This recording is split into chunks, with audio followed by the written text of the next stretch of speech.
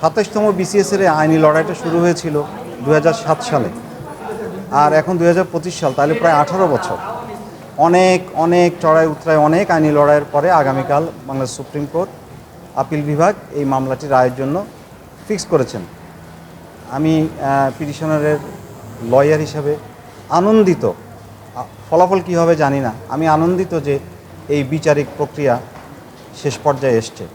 প্রায় 1200 মধ্যবিত্ত, নিম্ন মধ্যবিত্ত করে ছেলেরা, যারা বিভিন্ন প্রাইভেট পাবলিক বিশ্ববিদ্যালয় থেকে পড়াশোনা শেষ করে এই বিসিএস সার্ভিসের জন্য নিজেদেরকে কোয়ালিফাই করেছিল, রিকমান্ডেড হয়েছিল, সব ফর্মালিটি শেষ করার পরে এদের চাকরি থেকে বাদ দেওয়া হয়েছিল, এবং শুধুমাত্র পলিটিক্যাল কনসিডারেশনে। তো যাই হোক, খুশির বিষয় হলো যে আপিল বিভাগ আজকে শুনানি শেষ করেছেন, এবং ইনশাআল্লাহ কালকে আমরা এটার একটা ইতিবাচক রায় পাবো বলে আমি আশাবাদী ইনশাআল্লাহ। আমাদের যুক্তি ছিল যে যখন একটা রিক্রুটমেন্ট প্রসেস কনক্লুড হয়ে যায়, public service commission recruiting agency হিসাবে সিলেক্ট করে রিকমেন্ড করে যখন পাঠিয়ে দিয়েছে গভর্নমেন্টের কাছে, তখন এদেরকে আইন বহির্ভূতভাবে দ্বিতীয়বার ভাইবা নেওয়ার কোনো প্রভিশন ছিল না।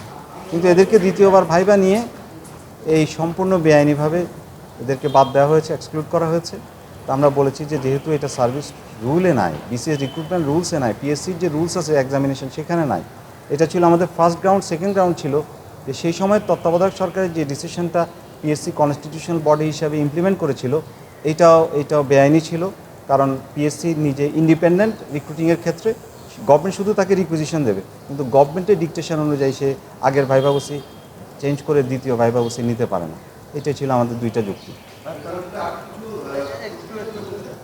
প্রথমবার যে একটা ভাইবা হলো, পিএসসি বাদ করলো, হাইকোর্টও সেটা বহাল রাখলো, আর পরে আবার দ্বিতীয় ভাইবা, এখন এই যে যারা এরা কোনটা?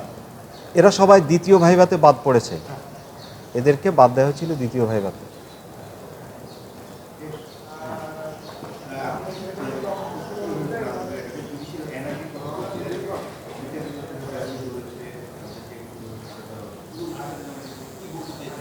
এই মামলা করতে গিয়ে, সঙ্গে আরেকটি মামলা, দুটো মামলায় 27 বিসিএস এবং ইলেকশন কমিশনের মামলা করতে গিয়ে আমরা দেশের সর্বোচ্চ আদালতকে দেখিয়েছি যে এ দেশে জুডিশিয়াল অ্যানার্কিটা কীভাবে হয়েছে। তো সেখানে বলতে গিয়ে আমরা বলেছি যে এই যে বাংলাদেশে যা কিছু সিস্টেমেটিক ডেসিমেশন অফ দি ইনস্টিটিউশনসগুলো হয়েছে, এবং বাংলাদেশে যেভাবে ফ্যাসিজমটা ডেভেলপ করেছে এবং ইনস্টিটিউশনগুলো নষ্ট হয়ে গেছে, এর অধিকাংশের দায় বিচার বিভাগের। বিচার বিভাগ কোনো অবস্থাতেই দায় এড়াতে পারে না। বিচার বিভাগের অবস্থা মানুষের কাছে এতটাই খারাপ হয়েছিল যে লোকে হত্যা, তাদের প্রিয়জন মারা যাওয়ার পরে বলতো আমরা বিচার চাই না। আজকে আমি আপিল বিভাগে মাননীয় প্রধান বিচারপতি মহোদয়ের সামনে এটা বলেছি যে বিচার বিভাগ বাংলাদেশের যা ক্ষতি হয়েছে, বিভিন্ন প্রতিষ্ঠানের, বাংলাদেশের মানুষের যে ক্ষতি হয়েছে, বাংলাদেশের নির্বাচন ব্যবস্থার যে ক্ষতি হয়েছে, বাংলাদেশের আমলাতন্ত্রের যে ক্ষতি হয়েছে, বাংলাদেশের পুলিশের যে ক্ষতি হয়েছে, এর অনেক অংশের দায় দায়িত্ব নির্বাহী বিভাগের সঙ্গে বিচার বিভাগেরও।